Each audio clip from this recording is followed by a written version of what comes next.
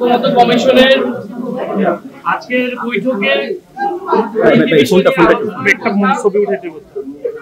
এখন পর্যন্ত প্রথম যে এজেন্ডাটি ছিল যে জাতীয় সাংবিধানিক কাউন্সিল এনসিসি, যার মাধ্যমে রাষ্ট্রীয় ও সাংবিধানিক গুরুত্বপূর্ণ পদে নিয়োগের ব্যবস্থাটি হবে, সেই এনসিসি প্রক্রিয়াটা নিয়ে এখন পর্যন্ত আলোচনা চলমান এবং এখন পর্যন্ত ঐক্যমতে আসেনি আমাদের হাউস।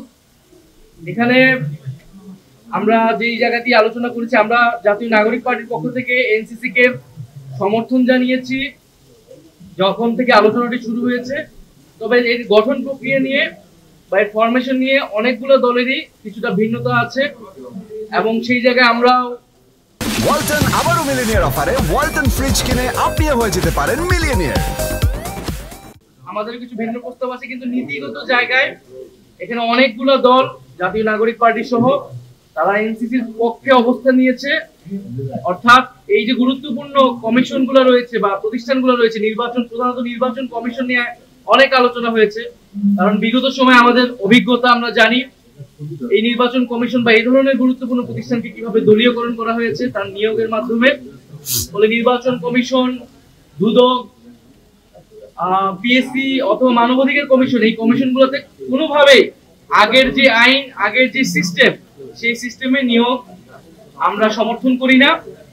ঐক্যমত্য কমিশনের পক্ষ থেকে একটা প্রস্তাবনা রয়েছে, আমরা বলেছি যারা বিরোধিতা করছেন তাদের কাছে যদি এর বিকল্প কোনো প্রস্তাবনা থাকে যে আমাদের কনসার্নটাকে অ্যাড্রেস করতে হবে যে এই কমিশনগুলো যাতে নিউট্রাল থাকে, দলীয়করণ না হয় এবং রাষ্ট্রের সবার আস্থা যাতে এই প্রতিষ্ঠানগুলোর উপর থাকে, যারা নিয়োগপ্রাপ্ত হচ্ছেন তাদের উপরে থাকে, সেই বিষয়টা যাতে নিশ্চিত করা হয়, সেই আলোচনাটা এখনো চলমান। এবং আমরা আশা করি যে সবাই আমাদের যে জুলাই গণ অভ্যুত্থান এবং আমাদের যে গণতান্ত্রিক রাষ্ট্রের আকাঙ্ক্ষা, সেই আকাঙ্ক্ষার প্রতি শ্রদ্ধাশীল থেকে আমাদের ভবিষ্যৎ বাংলাদেশ নতুন প্রজন্মের প্রতি সবাই চিন্তা করে আমরা যার যার দলীয় অবস্থানের বাইরে এসেও আমরা জাতির সাথে একটা ঐক্যমত অবস্থায় পৌঁছাবো।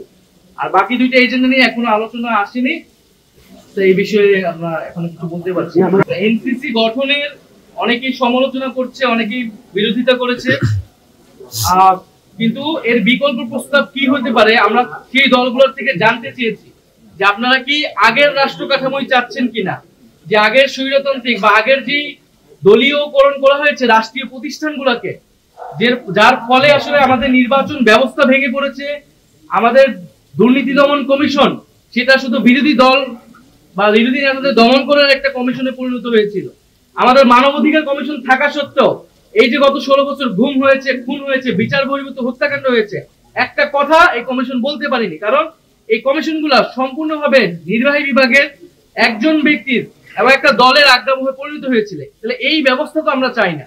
আর আরেকটা বিষয় যারা বিরোধিতা করেছেন তারা বলার চেষ্টা করেছেন যে এটা এক্সিকিউটিভ বিভাগকে বা প্রধানমন্ত্রীর ক্ষমতাকে অনেক খর্ব করে কিনা, প্যারালাল কোনো অথরিটি করে কিনা। আমরা এটা পরিষ্কারভাবে বলেছি, আরো অনেকগুলো দল বলেছে যে এটি ভাবার কোনো কারণ নেই, কারণ এটা এক্সিকিউটিভের দায়িত্বই না যে এই কমিশনগুলোতে কারা নিয়োগপ্রাপ্ত হবে, বরং এই এক্সিকিউটিভের যার প্রধান বা প্রধানমন্ত্রী যে এইভাবে ক্ষমতার চর্চা করতে, সেটা অন্যায্য এবং অগণতান্ত্রিক।